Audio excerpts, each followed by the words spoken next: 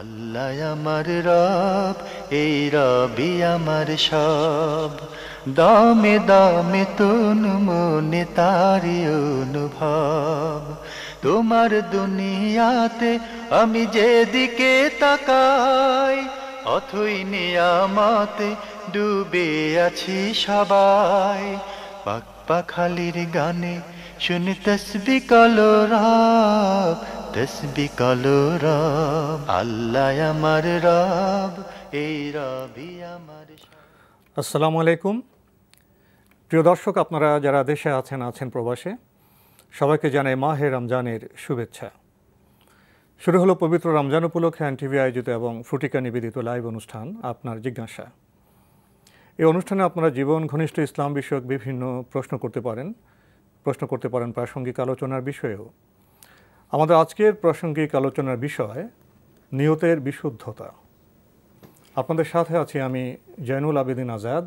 আজকেও আপনাদের প্রশ্নের জিজ্ঞাসার সরাসরি জবাব দিচ্ছেন বিশিষ্ট আলেম ডক্টর মোহাম্মদ সাইফুল্লাহ। আসসালামু আলাইকুম ওয়া রাহমাতুল্লাহি ওয়া বারাকাতুহু। প্রিয় দর্শক, চলুন তাহলে জিজ্ঞাসার আলোকিত ভুবনে আমরা শুরুতে একটি প্রশ্ন নিচ্ছি। আসসালামু আলাইকুম। দর্শক, আপনার পরিচয় দিয়ে প্রশ্ন করুন। আমি আনিসুর রহমান বেড়াবি সাইকা পাবনা থেকে বলছি। দুটো প্রশ্ন। প্রথম প্রশ্ন, তাকলিদ এবং ইত্তেবা এর মধ্যে পার্থক্য কি, এবং অন্ধ তাকলিদ কি করানো যাবে? ভালো অন্ধ অনুসরণ করা যাবে যদি কোরআন হাদিস থেকে দলিল না দিতে পারি? আর দ্বিতীয় প্রশ্ন, আমি সালাতুল তারাবি পড়ি, কিন্তু 8 রাকাত করি। 8 রাকাত পড়ার পর আমি বের হয়ে এসে আলাদাভাবে সালাতুল তারাবি পড়ি, এতে কোনো অসুবিধা আছে কিনা একটু জানতে চাই। আসসালামু আলাইকুম ওয়া রাহমাতুল্লাহি ওয়া বারাকাতুহু। ধন্যবাদ আপনাকে। ওনার কথা আমার পুরো বুঝতে পারিনি, তো যেটা বোঝা যাচ্ছে যে তাকলিদ এবং ইত্তেবা এই প্রসঙ্গে উনি পার্থক্য আছে কিনা জানতে চেয়েছেন। হ্যাঁ, শব্দ দুটির মধ্যে প্রয়োগগত পার্থক্য রয়েছে। তাকলিদ বলা হয় থাকে যেটি আপনি কোনো ব্যক্তির বক্তব্যকে কোনো ধরনের বিবেচনা ছাড়াই, অন্ধ অনুসরণ, কোনো ধরনের দলিল বা রেফারেন্স ছাড়াই তার বক্তব্যকে মেনে নেওয়া, কোনো ধরনের জিজ্ঞাসা ছাড়াই, এটা হচ্ছে তাকলিদ। তাকলিদের সংজ্ঞা মূলত আহলুল ইলম ওলামায়ে কেরাম এভাবে দিয়েছেন। বাকি ইত্তেবা হচ্ছে অনুসরণ করা। এখানে ইত্তেবা এর মধ্যে ইত্তেবা উল কিতাব ওয়াস সুন্নাহ, কোরআন এবং সুন্নাহের অনুসরণকে বোঝানো হয়। সেক্ষেত্রে আপনি কোনো ব্যক্তির সুনির্দিষ্ট ব্যক্তির অনুসরণ করবেন না, অনুসরণ করবেন কিতাব এবং সুন্নাহের। তাই মূলত দুটি শব্দের প্রয়োগগত পার্থক্য রয়েছে। বাকি ইত্তেবা শব্দটা ব্যবহার করা হয় তাকে অনুসরণের ক্ষেত্রে, সেটা ব্যক্তির ক্ষেত্রে অনুসরণ হতে পারে, কিন্তু এখানে মূলত এইটা উদ্দেশ্য নয়। ইত্তেবা বলতে ইত্তেবা উল কিতাব ওয়াস সুন্নাহ, কিতাব এবং সুন্নাহের অনুসরণকে মূলত ইত্তেবা বলা হচ্ছে। আর তাকলিদ শব্দটা ব্যবহার করা হয় তাকে একেবারে কোনো জিনিসকে নকল করা, কোনো জিনিসকে অন্ধভাবে নকল করা। যেমন আজকে মার্কেটে যেখানে একটা অরিজিনাল একটা জিনিস বের হয়েছে, সে নকল বের করি না, এটা হচ্ছে তাকলিদ। এটাকে পরিভাষায় ব্যবহার করা থাকে, যেটা আমরা বলেছি এই অর্থে। এবং শব্দ দুটি প্রয়োগগত দিক থেকে পার্থক্য রয়েছে।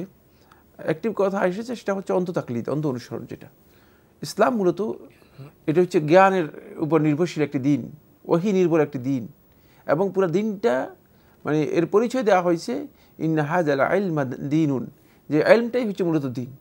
তাই এখানে কোনো ধরনের অন্ধত্ব, কোনো ধরনের উপলব্ধির অন্ধত্ব অথবা কোনো ধরনের জ্ঞানের অন্ধত্বের কোনো সুযোগ নেই, বা অনুসরণের অন্ধত্বের সুযোগ নেই। কারণ আপনি তাহলে সত্যিকারভাবে যে সহজ সরল পথ আছে সেই পথ থেকে আপনি মিসগাইডেড হয়ে যাবেন। তাই এখানে অন্ধত্বের সামান্যতম কোনো সুযোগ নেই। কিন্তু একটি কথা জানতে হবে, সেটা হচ্ছে এই, যদি কোনো ব্যক্তির আপনি অনুসরণ করেন, সেটা যদি কোরআন এবং হাদিসের আলোকে আপনি কোনো ব্যক্তির বক্তব্যকে গ্রহণ করেন, এটা আপনার জন্য নাজায়েজ নয়, আপনি করতে পারেন, কিন্তু সেটাকে অন্ধ আনুগত্যের মধ্যে নেওয়ার, অন্ধত্বের মধ্যে নিয়ে যাওয়ার কোনো সুযোগ সেখানে নেই। এভাবে একটি প্রশ্ন করেছেন 8 রাকাত তাহাজ্জুদ প্রসঙ্গে, উনি আবার যুক্ত করেছেন সালাফি তাহাজ্জুদ। কি 8 রাকাত তাহাজ্জুদ প্রসঙ্গে প্রশ্ন করেছেন, ঠিক আছে কিনা। এর সাথে আমি যদি শুনেছি উনি আবার সালাফি তাহাজ্জুদ, সালাফি শব্দটা যোগ করেছেন। না, আমি এই সম্পর্কে কিছুই জানি না, এটি নতুন শব্দ। প্রশ্নটা কি করতে জানতে চেয়েছেন সেটা হলো, সালাফি তাহাজ্জুদ বলতে কোনো কিছু আছে এটা আমার জানা। 8 রাকাত তাহাজ্জুদ যেটা, সেটা তো ঠিক আছে। হ্যাঁ 8 টাকা যদি কেউ তাহাজ্জুদ পড়েন সেটা তো ঠিক আছে, কিন্তু সালাফি মানে তাহাজ্জুদের ওনার নাম কথাগুলো একটু দিয়েছেন অস্পষ্ট হচ্ছিল, দ্রুত পড়ছিল। না আমি বুঝতে আমরা এতটুকু উদ্ধার করতে পেরেছি। কেউ যদি 8 টাকা তাহাজ্জুদ পড়েন তাহলে ঠিক আছে, আর যদি সালাফি শব্দ যোগ করে থাকেন সে নতুন যোগ, এর সাথে কোনো ইসলাম শরিয়ার কোনো সম্পর্ক না। এটি এই ধরনের কোনো পরিভাষা আমার জানা নেই। বাকি 8 টাকা যদি কেউ তাহাজ্জুদ পড়েন তাহলে তিনি ঠিকই পড়েছেন, সুন্নাহ অনুযায়ী ঠিক আছে, তার এই কাজটি মানে দলিল ভিত্তিক, কিন্তু মানে এটাকে সালাফি তাহাজ্জুদ বলা হয় কিনা বা এই ধরনের কিছু আমার জানা নেই। প্রিয় দর্শক, আমরা একটি টেলিফোন নেব। আসসালামু আলাইকুম, পরিচয় দিয়ে প্রশ্ন করুন। জি, ওয়ালাইকুম আসসালাম ওয়া রাহমাতুল্লাহ। জি বলুন। জি, আমি ফরিদপুর থেকে অ্যাডভোকেট আজিজুর রহমান বিকু। জি ভাইয়া বলুন। জি, আমার দুটি প্রশ্ন জি এবং জিজ্ঞাসা। আচ্ছা, জি প্রথম প্রশ্ন এই তারাবি সম্বন্ধে। জি বলুন। কেউ বলে আমরা যারা আম জনতা বা আম মুসল্লি যারা আছি, আমরা খুব দ্বিধাদ্বন্দ্বে ভুগতেছি অলরেডি। কারণ হলো যে কোন আলেম ওলামারা বলেন যে 20 রাকাতই পড়তে হবে, এর কোনো কমে বা 18 রাকাত 12 রাকাত বা 8 রাকাত এই ধরনের কোনো সহি হাদিস নাই। আবার কোন আলেমের মুখে শুনি যে 8 রাকাতই হলো সহি, 8 রাকাতই সহি। আবার কোন আলেম বলেন যে 12 রাকাত সহি। এখন আমরা কোন দিকে যাব? এইটাই হলো আমার মানে একেবারে মহতারামের কাছে আমার এটা খুব জিজ্ঞাসা, এবং এটা বিস্তারিতভাবে যদি আমাদেরকে একটু অবগত করেন আমরা কোন পথে চলবো। জি ধন্যবাদ আপনাকে। এই হলো এক। আর 2 নম্বর হচ্ছে আমি একটু কলব সম্বন্ধে একটু জানতে চাই যে কলবের বিষয়টা কি, জায়েজ না না জায়েজ, বা কলব নিতে পারবো কিনা চুলে, এই বিস্তারিত একটু জানতে চাই।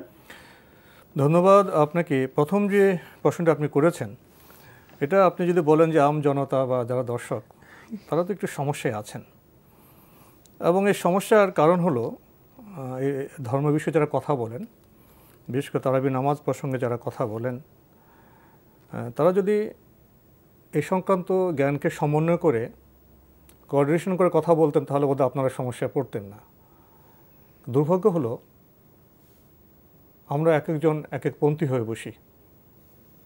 এ সংক্রান্ত হাদিস কি, শরিয়া বিধান কি, বিস্তারিত বিষয়গুলো জেনে সমন্বয় করে কথা বললে প্রিয় দর্শক আপনারা বর্তমান সমস্যায় পড়তেন না। এরপরে সমস্যাটি সাধারণ, কিন্তু অনেকে এটাকে যেভাবে যে ভাষায় যে বডি ল্যাঙ্গুয়েজে প্রকাশ করেন মনে হয় না জানি কত কঠিন, কত সংকটের বিষয়। আসলে তেমন কিছুই নয়। দেখি এই ব্যাপারে আমাদের ডক্টর সাইফুল্লাহ কি বলেন। আসলে আপনি যেটা বলেছেন ঠিকই বলেছেন, সেটা হলো এই তারাবিহের সালাতের ব্যাপারে মানে দুটি এক্সট্রিম চিন্তাধারা কাজ করছে। এক্সট্রিম চিন্তাধারা জি এই পর্যায়ের যে একদল মনে করছেন যে 20 রাকাতের চেয়ে 1 রাকাত কম হলেই তারাবির সালাত হবে না, কিন্তু তাদের কাছে মানে এর জন্য কোনো এভিডেন্স আছে বা রেফারেন্স আছে? না, কোনো রেফারেন্স নেই। তাহলে কেন এত এক্সট্রিম হচ্ছে? দ্বিতীয় আরেকটা চিন্তাধারা আছে, সেটা হচ্ছে এই যে না 8 রাকাতের চেয়ে যদি 1 রাকাত বেশি হয় তাহলেও তারাবির সালাত হবে না এবং গুনাহগার হয়ে যাবে, বেদাত হয়ে যাবে ইত্যাদি। ব্যাপারটি এমন নয়। রাতের সালাতের ব্যাপারে আল্লাহ নবী সাল্লাল্লাহু আলাইহি ওয়াসাল্লাম রাকাত নির্ধারণ করে যাননি। খুব সহজ, খুবই সিম্পল। এটি নফল ইবাদত। আর তাহাজ্জুদ যে 8 রাকাত ওটা নবী সাল্লাল্লাহু আলাইহি ওয়াসাল্লাম তার নিজের জন্য খাস করেছেন। এটা নবী সাল্লাল্লাহু আলাইহি ওয়াসাল্লাম নিজের জন্য নির্দিষ্ট করেছেন। বাকি যদি কেউ সেটাকে নির্দিষ্ট করাটাকে গ্রহণ করে নবী সাল্লাল্লাহু আলাইহি ওয়াসাল্লামের তাআসসি এর কারণে মানে অনুসরণের কারণে সে সওয়াব পাবে, কোনো সন্দেহ নেই।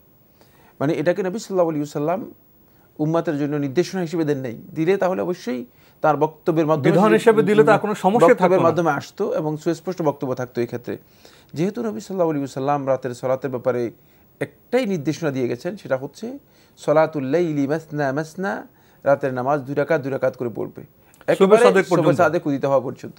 তাই এখানে সুবহ সাদেক উদিত হওয়া পর্যন্ত আপনি 2 রাকাত 2 রাকাত করে পড়লেই আপনি কিয়াম রমাদানের যে ফজিলত আছে সেটা পেয়ে যাবেন। কোন সেটা 8 রাকাত হতে পারে, 12, 16, 20, এটা মানে কোনো নির্দিষ্ট 36 হতে পারে। নির্দিষ্ট সংখ্যার মধ্যে সেটাকে সীমাবদ্ধ করার কোনো দরকার নেই। এটি মূলত আমাদের পক্ষ থেকে অতিরিক্ত বাড়াবাড়ি, এবং এই সংখ্যা নির্ধারণের ব্যাপারে আলেমদের যে বিষয়গুলো রয়েছে সবগুলো ইজতিহাদ নির্ভর। যেহেতু নবী সাল্লাল্লাহু আলাইহি ওয়াসাল্লামের এখানে হাদিসের বক্তব্যের মাধ্যমে সুস্পষ্ট নির্দেশনা পাওয়া গিয়েছে, তাই এটাকে নির্ধারণ করা ইজতিহাদের ভিত্তিতে কোনো প্রয়োজন নেই। 2 রাকাত আমরা পড়ে যাব সামর্থ্য অনুযায়ী পড়া হবে, তো এটাকে নির্দিষ্ট করে যদি আমরা একটা মত একটা কাঠামো গঠন করি তখন তো বিভেদটা দেখা দেয়।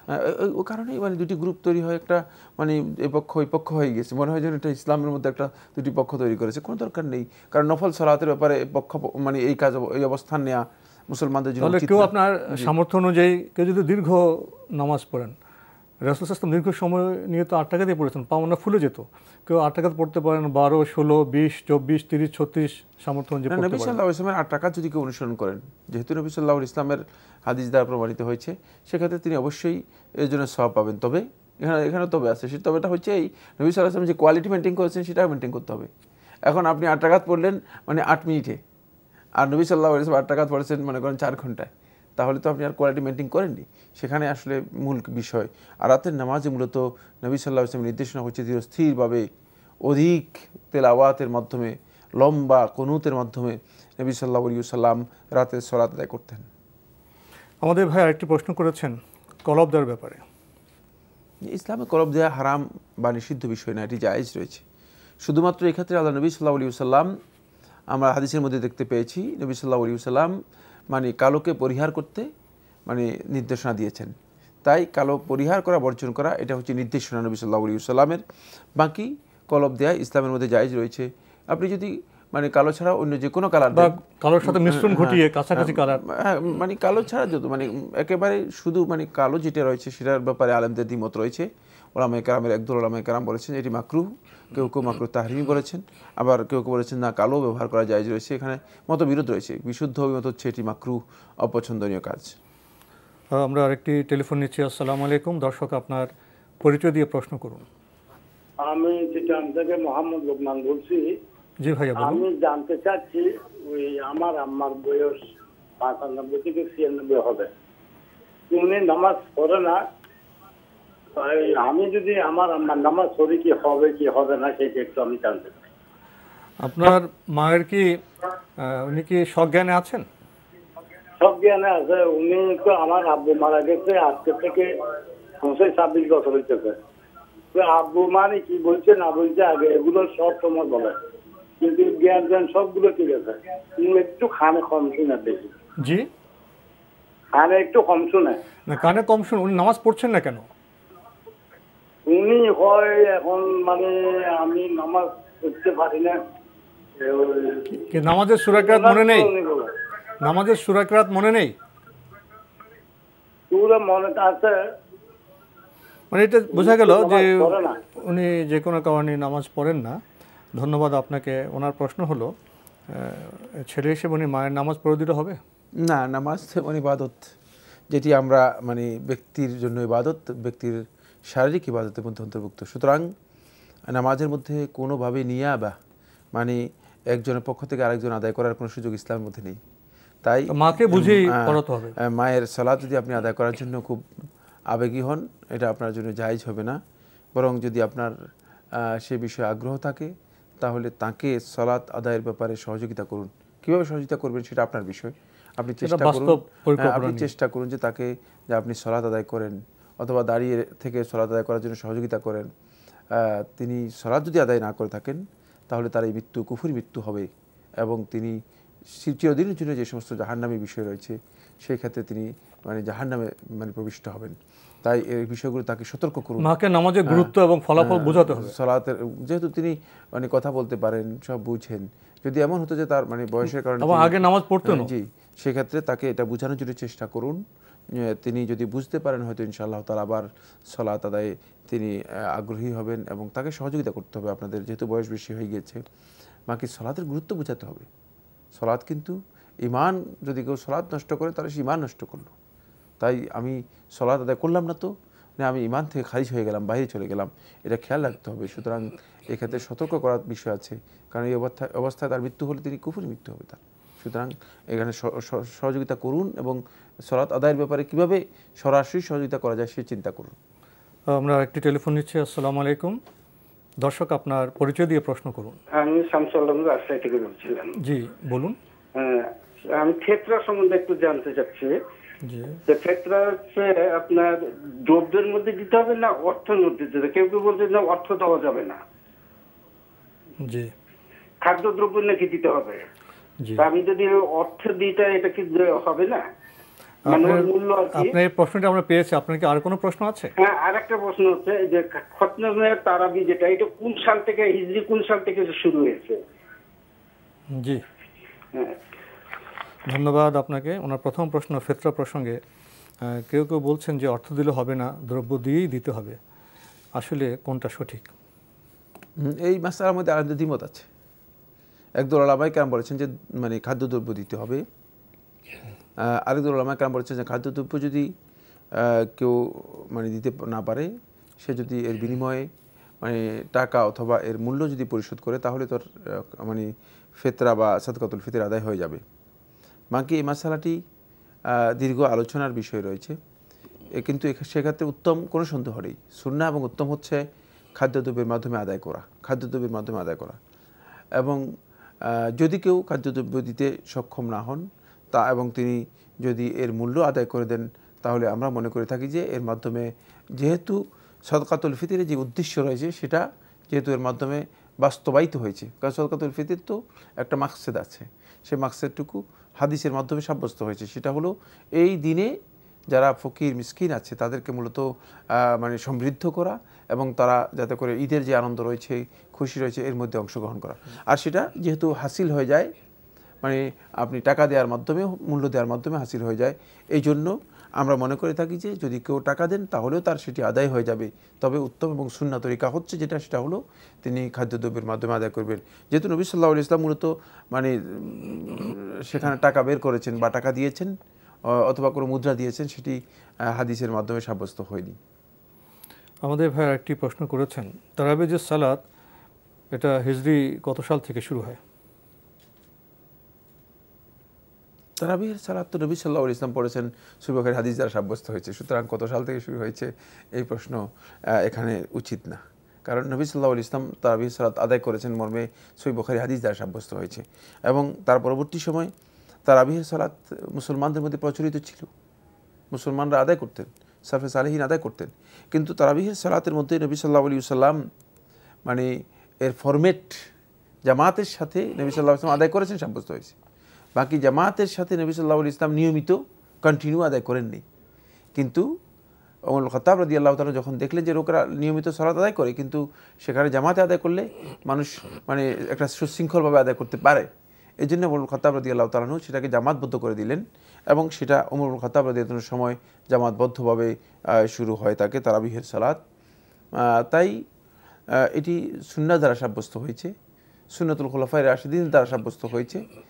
এখানে কোনো ধরনের বিতর্ক নেই। মানে এটি ইসলামের এই বিশাল যে সময় গিয়েছে প্রায় 1400 বছর, এর মধ্যে মূলত বিতর্ক তৈরি হয়নি। এটি বিতর্কিত মাসআলা নয়, মানে এ নিয়ে যথেষ্ট বিতর্ক হয়েছে অথবা আলেমের মধ্যে দ্বিমত তৈরি হয়েছে এমন নয়, বরং এটি একেবারেই পরিচিত, একেবারেই সমস্ত ওলামায়ে কেরামের ঐক্যমতে স্বীকৃত একটি ইবাদত। এটি সুন্নাহ দ্বারা প্রমাণিত, হাদিসের মাধ্যমে প্রমাণিত হয়েছে। আমরা যে এখন আপনার খতমে তারাবি পড়ছি, এটা কি ওমর রাদিয়াল্লাহু তাআলা আনহুর সময় থেকে শুরু হয়েছে খতমে তারাবি? না, এর কোনো ইতিহাস সুস্পষ্টভাবে আসেনি। আমরা আরেকটি টেলিফোন নিচ্ছি। আসসালামু আলাইকুম। দর্শক, আপনার পরিচয় দিয়ে প্রশ্ন করুন। আমি মোহাম্মদ মুজিবুর রহমান। জি ভাইয়া বলুন। আমি ঠাকুরগাঁও পীরগঞ্জ থেকে বলছি। জি, আমার প্রশ্ন হচ্ছে যে আমরা যে তারাবি নামাজ পড়তেছি, জি, এই তারাবি নামাজ যদি না পড়া যায় গুনাহগার হবে কিনা? জি, এটাই আমার প্রশ্ন। ধন্যবাদ আপনাকে। তারাবি নামাজ কেউ না পড়লে গুনাহগার হবেন? কিন্তু তিনি না পড়ার জন্য কেন এত অস্থির হচ্ছেন? বিশেষ করে রমজানের এই মৌসুমে আমাদের সমস্যা হচ্ছে এই জায়গায় যে আমরা চেষ্টা করি যে মানে কিভাবে নিজে ক্ষতিগ্রস্ত হই, অথচ আমরা জিজ্ঞেস করা দরকার যে তারাবির নামাজ কীভাবে আদায় করা যায়, এর জন্য যে সকল প্রকার পদ্ধতি যা আছে সবগুলো অবলম্বন করা দরকার। কিন্তু এভাবে প্রশ্ন করছেন পুরো উল্টা, নেগেটিভ, যে তিনি তারাবির সালাত পড়বেন না আর তিনি বলছেন কোনো ক্ষতি আছে কিনা। কেন এই কাজটি আপনি কত বড় ক্ষতি সেটা কি আপনি বুঝতে পেরেছেন? সারা রাত জেগে রমাদান মাসে নফল ইবাদত করার যে ফজিলত রয়েছে, সেই ফজিলত থেকে মাহরুম হওয়ার অর্থ কী? অর্থ হচ্ছে তিনি সত্যিকার মাহরুম ব্যক্তি, মানে সত্যিকার মাহরুম ব্যক্তি। আর এই সালাতের সাথে সংশ্লিষ্ট হচ্ছে লাইলাতুল কদর। লাইলাতুল কদর থেকে যে ব্যক্তি মাহরুম হলো সে তো পুরাই মাহরুম হয়ে গেল। হাজার মাসের ইবাদতের চেয়ে উত্তম শ্রেষ্ঠ রাত্রি হচ্ছে লাইলাতুল কদর। তাই আপনি কত বড় ফজিলত থেকে মাহরুম হওয়ার চিন্তা করতেছেন, এই চিন্তাটুকুই শুদ্ধ নয়, এই কাজটাই চিন্তাধারাই ভুল। নবী সাল্লাল্লাহু আলাইহি ওয়াসাল্লামের সুন্নাহ তারাবিহের সালাত, কিন্তু সুন্নাহর অর্থ এই নয় যে মানে আমরা সুন্নাহ যেহেতু এটা করবো না। কারণ সালফে সালেহিন এই সালাতকে, রমাদান মাসে এই কিয়ামকে মানে অধিক পরিমাণে গুরুত্ব দিয়েছেন। অবহেলা এবং অবজ্ঞা করার কোনো সুযোগ নেই। সুতরাং এখানে মানে তারাবির সালাত ছেড়ে দিলে গুনাহ হবে কিনা এই প্রশ্ন একেবারেই অনুচিত প্রশ্ন, এবং এই প্রশ্ন মানে কোনো দরকার নেই। এখানে একটি বিষয় যদি এরকম হয়, কেউ যদি কোনো সমস্যার কারণে, কোনো অসুবিধার কারণে তারাবির নামাজ পড়তে না পারেন, তার কি গুনাহ হবে? সেটা আমরা বলেছি, তারাবির সালাত তো ফরজ না, ফরজ ওয়াজিব না। সুতরাং ফরজ ওয়াজিব যদি কোনো ব্যক্তি তরক করে থাকে তাহলে তিনি গুনাহগার হন ইসলামে, কিন্তু সুন্নাহ তরক করলে তিনি গুনাহগার হন না। সেটা হচ্ছে তার ওজরের কোনো কারণে পড়তে না পারেন, গুনাহ হবে না। নেগেটিভ প্রশ্ন করে, নেগেটিভ ভাবে ইসলামকে গ্রহণ করার যে চিন্তা আমাদের মধ্যে কাজ করতেছে, এটা কিন্তু আমরা তারাবি পড়ব, ফজিলত মে মাসে তারাবি থেকে আমরা সওয়াব অর্জন করব। তবে কেউ যদি কোনো অসুবিধার কারণে, ওজরের কারণে না পড়তে পারেন, আমরা মাসলা জানলাম যে গুনাহ হবে না। আসসালামু আলাইকুম, দর্শক আপনার পরিচয় দিয়ে প্রশ্ন করুন। আসসালামু আলাইকুম। ওয়ালাইকুম আসসালাম। আমি মিরপুর এক থেকে বলছিলাম, মোহাম্মদ নাসির মোল্লা। জি ভাইয়া বলুন। আমার প্রশ্ন হচ্ছে যে ঈদ কি সারা পৃথিবীতে একদিনই হয় না অন্য অন্য দিনও হয়? ঈদ? হ্যাঁ। জি, ধন্যবাদ আপনাকে। আর জুমার নামাজ চলে যায়, জুমার নামাজ কি সারা পৃথিবীতে শুক্রবার দিন কি একদিনই না বিভিন্ন দিন আছে শুক্রবার? জি, ধন্যবাদ আপনাকে। আপনি চমকপ্রদ প্রশ্ন করলেন। আমরা তো সমাজে বসবাস করি, বর্তমান যুগকে বলা হয় মিডিয়ার যুগ। মিডিয়াতে আমরা দেখে থাকি চাঁদ দেখার ব্যতিক্রমের জন্য ঈদ তো এক এক অঞ্চলে এক এক দিনে হয়ে থাকে। আর জুমার নামাজ কি আমাদের যেদিন শুক্রবার, সারা পৃথিবীর কি সেদিন শুক্রবার? এই বিষয়ে তো ভাবনার বিষয় আছে। উনি প্রশ্ন করেছেন। এবার যে প্রশ্ন করেছেন যে ঈদ সারা পৃথিবীতে কি একদিনে হয় না, একদিনে হওয়ার প্রশ্নই নেই, কারণ একদিনে তো চাঁদ দেখা যায় না সারা পৃথিবীতে। সুতরাং যেহেতু চাঁদের সাথে সম্পৃক্ত এই মাসআলা, তাই চাঁদ দেখার উপর নির্ভর করবে ঈদ কি হবে কি হবে না। ঈদ শুধু চাঁদ দেখার উপর নির্ভর নয়, বরং ঈদটা মানে সেখানকার যে কোনো অঞ্চলের অথবা ভূখণ্ডের অথবা জনপদের অথবা রাষ্ট্রের মানে সরকার কর্তৃক যে সিদ্ধান্ত রয়েছে সিদ্ধান্তের সাথে সম্পৃক্ত। সবাই সে অঞ্চলের সবাই যেদিন ঈদ করবে সেদিন ঈদ হবে, এটা রাসূলুল্লাহ সাল্লাল্লাহু আলাইহি ওয়াসাল্লাম হাদিস দ্বারা সাব্যস্ত হয়েছে। সুতরাং মানে ঈদের বিষয়টি মানে সারা পৃথিবীতে একদিনে করা সম্ভব না। বাকি জুমার দিন যেটি রয়েছে মানে বা দিবসগুলো যেগুলো আছে, এই দিবসগুলো নির্ধারণ করা হয়েছে মানে সৌর ক্যালেন্ডারকে সামনে রেখে। সৌর ক্যালেন্ডারের সাথে সেটা সম্পৃক্ত হয়ে মানে সৌর ক্যালেন্ডারটা যেভাবে মানে আবর্তন করতেছে ঠিক সেভাবেই দিবসটাও সেভাবে আবর্তন করতেছে। কিন্তু তাই আপনি দেখতে পাবেন যে মানে আমেরিকাতে জুমা যখন শুরু হয়েছে তখন আপনি দেখতে পাবেন যে মানে জাপানে মানে অন্য দিন ঢুকে গিয়েছে, আরেক দিন দিনের পার্থক্য আছে। সুতরাং একদিনে তো আসলে আদৌ কোথাও একসাথে সেটা পসিবল না, সম্ভব না, কারণ সূর্যের আবর্তনের সাথে সেটা আবর্তিত হচ্ছে। তাই মানে কেউ যদি এই কথা বুঝাই দেন যে জুমা তো মানে সারা পৃথিবীতে একদিনে, তিনি আসলে ভুল বুঝিয়েছেন, কারণ এখানে মিস্টেক আছে। না, আমরা জুমার সালাত আদায় করে থাকি তার অন্তত 12 ঘন্টা বা 13 ঘন্টা পর মানে আমেরিকার বিভিন্ন প্রদেশে জুমার সালাত হচ্ছে, 12 ঘন্টা ডিফারেন্স আমাদের সাথে। সুতরাং এই যে বিশাল পার্থক্য রয়েছে, পার্থক্যটুকু সৌর আবর্তনের কারণে পার্থক্য হচ্ছে, আর এদিক দিয়ে আমরা অন্য একটা দিনের মধ্যে ঢুকে যাচ্ছি। তাই এটা যেটাকে যার সাথে সম্পৃক্ত করা হয়েছে, যেহেতু সালাতকে সম্পৃক্ত করা হয়েছে সূর্যের সাথে, সুতরাং এখানে মানে সোলার সিস্টেমটা ফলো করতে হবে। আর চাঁদকে মূলত ঈদকে মূলত সম্পৃক্ত করা হয়েছে চাঁদের সাথে। সুতরাং এখানে চাঁদের যে সিস্টেম রয়েছে সেটাকে আপনাকে ফলো করতে হবে। সেখানে আপনি যদি মানে দুটাকে মানে একটাকে আরেকটার সাথে মিলিয়ে দেন তাহলে কিন্তু আপনার ভুল হয়ে যাবে এবং মিস্টেক হয়ে যাবে। চাঁদের বিষয়টি ভিন্নতর, এই জন্য যেহেতু চাঁদ কিন্তু মানে সূর্যের যে পরিক্রমা রয়েছে পরিক্রমা থেকে একটু ভিন্নভাবে, সূর্য ওঠে পূর্ব দিক থেকে আর চাঁদ ওঠে পশ্চিম দিক থেকে, এখানেও তো পার্থক্য বৈচিত্র্য আছে, এখানে বিরাট পার্থক্য রয়েছে। জি, আমরা আরেকটি টেলিফোন নিচ্ছি। আসসালামু আলাইকুম, দর্শক আপনার পরিচয় দিয়ে প্রশ্ন করুন। আসসালামু আলাইকুম। ওয়ালাইকুম আসসালাম। আমি মতিঝিল থেকে নাসিমা বলছিলাম। আমার 3টি প্রশ্ন আছে। প্রথম প্রশ্নটা হলো যাকাত সংক্রান্ত। সেটা হলো যে স্বর্ণটা আমি বর্তমানে পরে আছি, মানে ব্যবহার করে যাচ্ছি কানে, হাতে, গলায়, সেই স্বর্ণের উপরে কি আমার যাকাত আসবে কিনা? আর যে স্বর্ণগুলো ধরেন আমি এখন আলমারিতে রেখেছি, মাঝে মধ্যে বিয়ের প্রোগ্রামে, অনুষ্ঠানে মাঝে মধ্যে আবার ওগুলো ব্যবহার করি, তো এই 2 ধরনের স্বর্ণের উপরে কি আমার যাকাত আসবে কিনা, ব্যবহার করা স্বর্ণ? আর আমার দ্বিতীয় প্রশ্নটা হলো, আমরা যারা ঢাকায় থাকি, গ্রামে দেখা যায় যে ইফতারি খাওয়ানোর জন্য, মসজিদে ইফতারি দেওয়ার জন্য আমরা টাকা পাঠাই, তো সেটা করা নাকি আমাদের বাসায় যারা দারোয়ান, কেয়ারটেকার ওনারা আছেন, যারা আছেন আর কি, ওনাদেরকে নিয়মিত ইফতারিটা করানো? মানে ইফতার তো আসলে করানো খুবই সবের কাজ, তো কোনটা করলে আমার জন্য আমরা হবো আর কি, ওইটা একটু জানতে চাচ্ছি। আর আমার 3 নাম্বার প্রশ্নটা হলো যে তারাবির নামাজ নফল না সুন্নত? নিয়াতের সময় মনে মনে নফল পড়তেছি না সুন্নত পড়তেছি, এটা একটু বুঝতেছি না। আমরা তো এমনি ফরজ নামাজের সাথে যে সুন্নত গুলো পড়ি সেটা সুন্নাতে মুআক্কাদা আর ফরজ নামাজ, কিন্তু এই নরমাল তারাবি তাহাজ্জুদের সুন্নত আর নফলটা আসলে পার্থক্যটা বুঝতে পারছি। আমরা আপনার প্রশ্নগুলো পেয়েছি, আপনি খুবই গুরুত্বপূর্ণ প্রশ্ন করেছেন। প্রথম প্রশ্ন যাকাত সংক্রান্ত।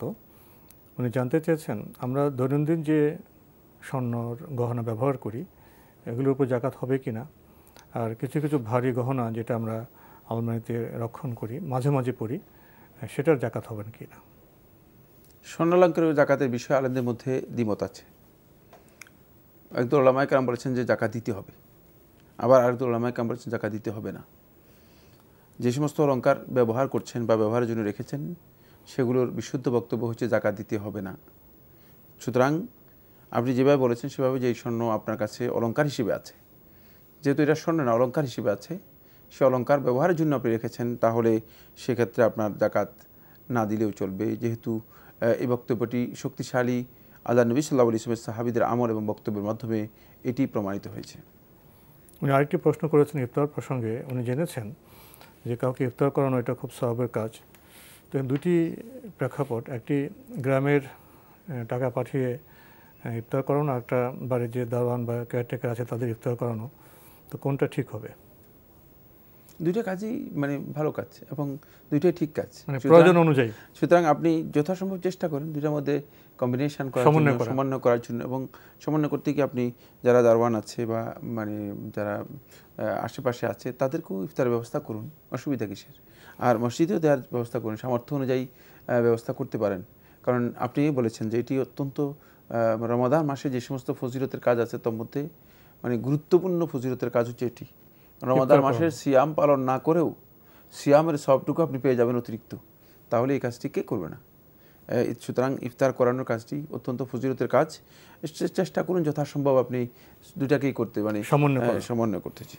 আপনি জানতে চেয়েছেন যে তারাবির নামাজটিকে নফল না সুন্নাত? নফল এবং সুন্নাতের যে পারিভাষিক পার্থক্য, এটা নিয়ে আপনি একটু বিব্রতকর অবস্থার মধ্যে আছেন। মূলত ফরজ সালাত ছাড়া আর বাকি যত সালাত আছে এগুলোর পারিভাষিক স্ট্যাটাস হচ্ছে, মর্যাদা হচ্ছে নফল, অতিরিক্ত। হাল আলাইয়া গায়রুহুন্না ইয়া রাসূলুল্লাহ, সাহাবী প্রশ্ন করলেন আল্লাহ রাসূল সাল্লাল্লাহু আলাইহি ওয়াসাল্লামকে যে এই 5 ওয়াক্ত সালাতের কথা যে আমাকে বলেছেন, এছাড়া কি আমার আর অতিরিক্ত কিছু আছে, অতিরিক্ত পড়তে হবে? আল্লাহ নবী সাল্লাল্লাহু আলাইহি ওয়াসাল্লাম আর কিছু অতিরিক্ত নেই, ফরজ নেই, বাধ্যতামূলক নেই, ইল্লা আন তাতাওয়া, তবে তুমি যদি নফল করো, অতিরিক্ত করো, তাহলে সেটা করতে পারো। সবটাই মূলত তাতাওয়া, এটার একই হুকুম। কিন্তু মানে উলামায়ে কেরাম এগুলোকে আবার বিভিন্ন স্তরে, গুরুত্ব অনুযায়ী বিভিন্ন স্তরে বিন্যস্ত করেছেন। সেক্ষেত্রে মানে এই সালাতকে মূলত তারাবিহের সালাতকে সুন্নাত বলা হয় থাকে, যেহেতু নবী সাল্লাল্লাহু আলাইহি ওয়াসাল্লাম পড়েছেন, নবী সাল্লাল্লাহু আলাইহি ওয়াসাল্লামের আমল দ্বারা সাব্যস্ত হয়েছে এবং নবী সাল্লাল্লাহু আলাইহি ওয়াসাল্লাম পরবর্তী সময়ে সাহাবীদের আমল দ্বারা সাব্যস্ত হয়েছে, তাই এই কাজটি সুন্নাহ। আপনি যদি মনে করেন এটা সুন্নাহ, ঠিকই আছে, কিন্তু মানে কমন যে পরিভাষা, সেই পরিভাষা এটাকে নফল বলা হয় থাকে।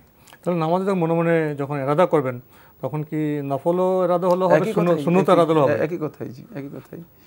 জি, আসসালামু আলাইকুম। দর্শক আপনার পরিচয় দিয়ে প্রশ্ন করুন। জি, আসসালামু আলাইকুম। আমি এখানে থেকে বলছি নুরুজিন্নাত। জি বলুন। জি, আমার 3টা প্রশ্ন ছিল। জি, প্রশ্ন করুন। মাঝে ব্লাড দিতে হয় আর কি। জি, মাঝে মাঝে ব্লাড দিতে হয়, ব্লাড নিতে হয় আর কি। জি জি। এখন রমজানের সময় যদি ব্লাড প্রয়োজন হয়, ব্লাড কি দেওয়া যাবে? একটা হলো ব্লাড আপনি দিবেন না ব্লাড নেবেন? নিব শৈলে নিব আর কি। জি জি জি। আর 2 নাম্বার প্রশ্ন হলো, আমাদের নামাজ তো কাজা হয়, মাঝে মাঝে কাজা হয়, আমরা সফরে থাকি বা কাটিতে থাকি। এশারের ভিতরের নামাজটা কিভাবে আদায় করব, কাজা নামাজটা? ভিতর? জি। আর 3 নাম্বার প্রশ্নটা হলো, রোজার সময় মেয়েদের শরীর খারাপ হয়। জি। হ্যাঁ, যে ওই সময় রোজাগুলা যদি মেয়েরা রাখে, ওইটা কি আল্লাহর অমান্য করা হবে? আমরা কিন্তু রোজাগুলা পরে আদায় করে নিই। জি। এখন ওই সময় ঘরে তো হয়তো বাপ ভাই অনেক সময় সবাই থাকে, মুরব্বীরা থাকে, মেয়েরা হয়তো লজ্জায় পড়ে বা এতে খাবার খাইতে গ্রহণ করতে পারে না, রোজাগুলা ভাঙে না আর কি। এটা কি আল্লাহর আইন অমান্য করা? জি, ধন্যবাদ আপনাকে। আপনি খুবই গুরুত্বপূর্ণ প্রশ্ন করেছেন। প্রথম প্রশ্ন, ওনাকে ব্লাড নিতে হয়, রমজানে ব্লাড নিলে কি রোজার ক্ষতি হবে? হ্যাঁ, আপনি যদি ব্লাড নিয়ে থাকেন তাহলে আপনার সিয়াম নষ্ট হয়ে যাবে। সেক্ষেত্রে আপনি পরবর্তীতে একটি সিয়াম কাজা করতে হবে, যেহেতু আপনি ওজনের কারণে মূলত ব্লাড নিচ্ছেন। ব্লাড যদি আপনি শরীরের মধ্যে নেন তাহলে কিন্তু আপনার সিয়াম নষ্ট হবে। এটি বিশুদ্ধ অভিমত, যেহেতু ব্লাডটা যদি একটি রোজা ভাঙা যায় ব্লাড নেওয়ার কারণে, একটি রোজা পরে কাজা করে দেবেন। জি। আরেকটি প্রশ্ন করেছেন, অনেক সময় সফরে নামাজ কাজা হয়, বিশেষ করে ভিতর, তো ভিতরের কাজা কিভাবে করবেন? তিনি যেভাবে প্রশ্ন করেছেন, মনে হচ্ছে যেন সফরে সালাত কাজা হয়। সফরে কেন কাজা হবে? মানে সফরটা কী ধরনের সফর যার কারণে কাজা হয়? আসলে আমরা যখন প্রশ্ন করি বিষয়গুলো আমাদের খুব বিবেচনা করা দরকার, যে সফরে সালাত কাজা হবে কেন। সফর তো আপনি সালাতকে সহজ করে দেওয়া হয়েছে, সুতরাং সফরের মধ্যে আপনি ফরজ সালাত যেগুলো আছে সেগুলো অর্ধেক করে দেওয়া হয়েছে, আপনি কেন কাজা করবেন? অর্ধেকের সাথে আপনি জমা করতে বলা হয়েছে। জোহর এবং আসর একসাথে আদায় করতে পারেন, মাগরিব এবং এশা একসাথে আদায় করতে পারেন, তাহলে এশার ওয়াক্তের মধ্যে মাগরিব আদায় করতে পারেন সফরে। সুতরাং এত সহজ করে দেওয়ার পরে কাজা হয় না। তাই আসলে কোথাও ভুল আছে অথবা জানার অভাব আছে বলে আমার মনে হচ্ছে। আর ভিতরের সালাত যদি কেউ আদায় করতে না পারেন, তাহলে তিনি পরবর্তী সময় ভিতরের সালাতটা কন্টিনিউ করতে পারেন। সেটা আসলে কাজা নয়, সেটা হলো যেহেতু রাতের নামাজটা কন্টিনিউ করার জন্য আল্লাহ নবী সাল্লাল্লাহু আলাইহি ওয়াসাল্লাম পরবর্তী সময় আদায় করে দিয়েছেন, কিন্তু দিনের বেলায় ভিতর হয় না। ফলে আল্লাহ নবী সাল্লাল্লাহু আলাইহি ওয়াসাল্লাম সেখানে 3 রাকাত আদায় না করে 4 রাকাত আদায় করেছেন। 2 রাকাত করে 4 রাকাত আদায় করে দেবেন। এটা হলো সালাতের মূলত রাতের নামাজের যে কন্টিনিউয়াস অবস্থা, সেটাকে কন্টিনিউ করার জন্য। যেহেতু কোনো কারণে নবী সাল্লাল্লাহু আলাইহি ওয়াসাল্লাম ওজরের কারণে সেটা করতে পারেননি রাতের নামাজের ক্ষেত্রে, সেজন্য হাদিস দ্বারা প্রমাণিত হয়েছে। বাকি এর কোনো কাজা নেই, কারণ এটা ফরজ নয়, ফরজ সালাত নয় যে কাজা আসবে, বা ফরজ সালাতের ইচ্ছাকৃতভাবে কেউ তরক করলে কাজা হয় না। তাই আপনি যদি কন্টিনিউয়াস যেই অবস্থাটা আছে সেটাকে ঠিক রাখতে চান, যে আমি রাতের নামাজ ঠিক রাখতে চাই, তাহলে সেক্ষেত্রে আপনি দিনের বেলায় যেহেতু আপনি রাতে আদায় করতে পারেননি, দিনের বেলায় 4 রাকাত আদায় করে নেবেন। 2 রাকাত করেছি। আমাদের বোন শেষে যে একটি প্রশ্ন করেছেন, এই প্রশ্নটা খুবই গুরুত্বপূর্ণ আমাদের সামাজিক প্রেক্ষাপটে। এখানে দেখা যায় যে জ্ঞানের বিষয়েও, বিধানের বিষয়ে লজ্জা পাচ্ছেন। আমাদের মা বোনের যে পিরিয়ড হয়, এটা খুবই স্বাভাবিক ব্যাপার। পিরিয়ড হলে রোজা ভাঙবেন, পরে এটা আবার পূরণ করে দেবেন। তো এখানে দেখা যায় উনি যে বলেছেন যে অনেক ঘরে আমাদের মা বোনের লজ্জা পেয়ে রোজা হচ্ছে না, কিন্তু না খেয়ে থাকছেন। এই বিষয়টি কেমন? না, এটি সুন্নাহ বলেছেন, এটা গুনাহগার হবেন, কারণ এই সিয়াম পালন করার কোনো সুযোগ এখানে নেই। এখানে সিয়াম তিনি সিয়াম হবে। ঘরের যারা, তারা কি জানেন না যে মা বোনদের পিরিয়ড হয়, পিরিয়ডে তারা রোজা রাখবেন না, তারা খাবেন না? আর এছাড়া ওইটা তিনি সবাইকে ডেকে এনে খাওয়ার তো দরকার নেই, ওনার মতো করে একান্তে খেয়ে ফেলবেন। হ্যাঁ জি, এটা খুব সহজ বিষয়। আমার মনে হচ্ছে এই প্রশ্ন বাহুল্য প্রশ্ন, খুব বেশি কারণ একেবারে জানা কথা, বিষয়টি খুব ওপেন সিক্রেট বিষয়। সেক্ষেত্রে তিনি নিজে তার প্রয়োজন থাকলে তিনি খাবেন, আর না খেলেও কোনো অসুবিধা নেই, কারণ তাদের ব্যক্তিগত বিষয়। কিন্তু তিনি সিয়াম পালন করতে পারবেন না। সিয়াম পালন করলে অবশ্যই গুনাহগার হবেন, যেহেতু হারাম তার এই সিয়াম পালন করা। আমরা আরেকটি টেলিফোন নিচ্ছি। আসসালামু আলাইকুম। দর্শক, আপনার পরিচয় দিয়ে প্রশ্ন করুন। আসসালামু আলাইকুম। ওয়ালাইকুম আসসালাম। আমি আসিয়া থেকে বলছি, মনোয়ারা বেগম। জি বলুন। আচ্ছা ভাইয়া, এশার নামাজ ফজরের এশার নামাজ আর বিতির নামাজ ফজরের তারপর দিন কিভাবে পড়তে হয়? আমাকে একটু বলেন। জি, আপনাকে আর কোনো প্রশ্ন আছে? না, ধন্যবাদ। ইনি প্রশ্ন করেছেন এসে এবং বেতের কাজা হলে এটা কিভাবে আদায় করবেন? এর আগে একজন কাজার প্রশ্ন করেছেন, মানে কেন কাজা হচ্ছে আমি এটা বুঝতে পারতেছি না। কোনো পড়া হল না বা ঘুমিয়ে গেলেন না, মানে এটা পদ্ধতিটা কি আমার জানা নেই, তাই এখানে মানে সমস্যা রয়ে গেছে। কাজা হওয়ার তো কোনো সুযোগ, এত লম্বা টাইমে আপনি কীভাবে কাজা হবে? তারপরে যদি আপনি কোনো কারণে আদায় না করেন, সেটা যদি ইচ্ছাকৃত হয়ে থাকে, তাহলে আপনি যখনই আপনার স্মরণ পড়বে তখনই আদায় করে নেবেন। কিন্তু আপনি বড় ধরনের কবিরা গুনাহ করলেন, তওবা করতে হবে আপনাকে, কারণ এটি কুফরি কাজ। জি, আমরা আরেকটি টেলিফোন নিচ্ছি। আসসালামু আলাইকুম। দর্শক, আপনার পরিচয় দিয়ে প্রশ্ন করুন। হ্যালো, আসসালামু আলাইকুম। ওয়ালাইকুম আসসালাম। আমি কামরুন্নাহার উত্তরা থেকে। জি, বলুন। জি, আমি মানে অনেক বছর আগে ঠিক মতো নামাজ পড়তাম না। জি, সেটা অনেক বছর, আমার বয়স এখন 36, হয়তো বা 15 থেকে 20 বছর আমি ঠিক মতো নামাজ আদায় করিনি, বুঝিনি, তখন অজ্ঞতাবশত নামাজ আদায় করতাম না, ঠিক মতো রোজা রাখতাম না। এখন আমি কি করতে পারি? আর বিভিন্ন অনেক হুজুরে বলছেন যে নামাজের উমরি কাজা করতে হবে, মানে আমার যত বছরের নামাজ কাজা গেছে সেগুলো আমাকে প্রতি ওয়াক্তের নামাজের সাথে আদায় করতে হবে। এত বছরের নামাজ কাজা দেওয়া। আপনার প্রশ্নটা আমরা পেয়েছি। আপনি কি এখন নামাজ পড়ছেন? জি জি, আলহামদুলিল্লাহ। আপনি কি এখন রোজা রাখছেন?